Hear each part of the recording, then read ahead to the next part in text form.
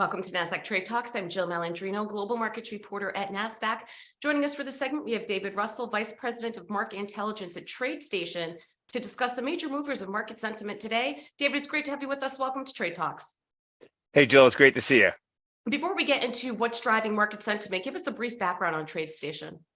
Well, TradeStation started out as an innovative sort of piece of software many decades ago for people to automate future strategies and backtest it. And now we're just a full-blown brokerage, letting people trade stocks, options, futures. We have a real interesting set of sort of platforms and technologies, letting you dive down to do some really deep analytics on one level, all the way to some really easy to use sort of mobile apps and things like that. So we're really looking to span the whole range of what people need to do as traders. What do you see as the major market movers of market sentiment today? Well, there's a few things. We have this relief in the banks and the financials, which is obviously a major story, but there's also the backdrop of that, of some interesting news coming out on Tesla. And, Tesla is 2 weeks away now from their Q1 deliveries, and we're seeing positive data in terms of their registrations and sales in Europe and over in China. So, right now, when you look at everything that's happened with the Fed and these rate expectations coming off the table, that's giving a positive back to tech and growth, and Tesla is one of those names. And everyone's been focused on the banks lately, but how about the inflation story that that was the only thing we were talking about? Yeah, it's interesting. Even before this blow up with the banks, we were seeing a sort of improvement in some of the inflationary trends. The CPI and PPI were both pretty much in line. And then if you looked inside that employment report, we got back for February, the unemployment was higher than expected. Wages did not spike. So a lot of the things that were really kind of, flashing red that had scared people earlier kind of abated. So, and then on top of that, when you have the situation with the banks and the Fed probably not being as aggressive going forward, one of those big scary things that was kind of weighing on the markets is diminishing now. Right. And you had mentioned Tesla before, of course, a Nasdaq listed company, Nasdaq 100 constituent. Why has the Nasdaq been so much stronger, particularly last week, than the S&P 500? Well, last week was not about Tesla, interestingly. Last week was artificial intelligence. And I'll tell you, it was interesting to me to watch under the surface and look at the Nasdaq, pushing up above a lot of its shorter term moving averages when the S&P and the Dow were at their lows.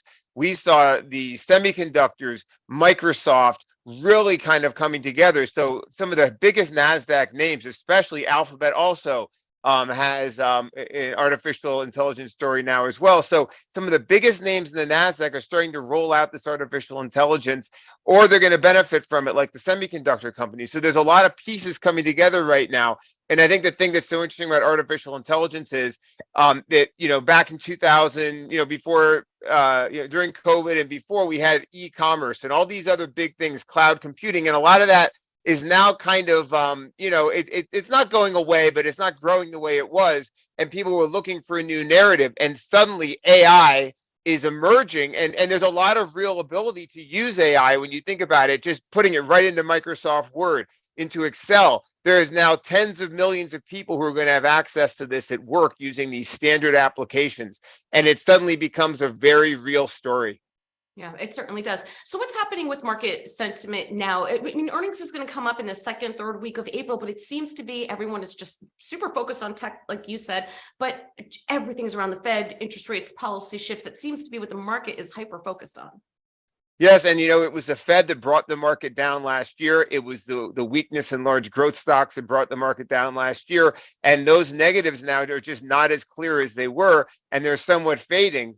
But then you look at sentiment, and it is still at the very bottoms of negativity. And I think that's the thing right now. You can say that valuations are too high in the overall market, but at the same time, when you consider how much cash is on the sidelines, and then you consider the fact that if we are near the end of this Fed hiking cycle, investors might not get things a whole lot cheaper than they are. And I think another thing to think about is that the yield curve is starting to steepen now. So some of these, and the banks have really gotten beaten lower. So the point is now you have opportunities potentially on the value side of people buying financials at long-term lows. You have the opportunity for a revival of technology and growth after a year and a half of weakness. You have the opportunity of people looking and saying that, the Fed probably 25 basis points tomorrow.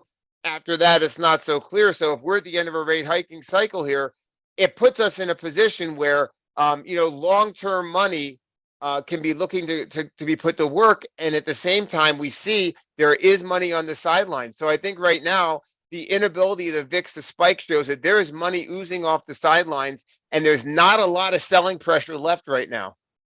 Right, all great points, David. Appreciate the insight. Thanks for joining us on Trade Talks. I'm Jill Malandrino, Global Markets Reporter at Nasdaq. Thank you, Jill.